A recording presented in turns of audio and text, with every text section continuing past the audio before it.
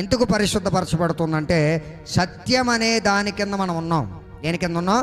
సత్యం అనే దాని కింద మనం ఉన్నప్పుడు, ఈ సత్యం అనేటువంటిది మనం ఏలుబడి చేస్తున్నప్పుడు మన బాహ్య నడవడిక ఏదైతే ఉన్నదో దానిలో మార్పు కనపడుద్ది. హల్లెలూయా.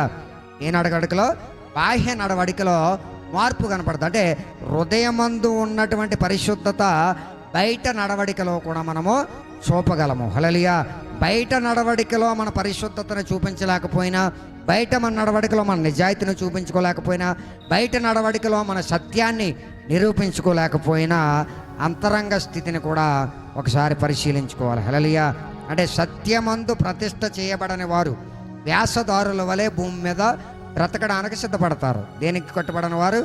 సత్యమందు ఎవరైతే ప్రతిష్ఠ చేయబడలేదో వారి మాటలు 3 ఉంటాయి, వారి ప్రవర్తన 3 రకాలుగా ఉంటుంది, వారి జీవితం నడిచే విధానం అన్నీ కూడా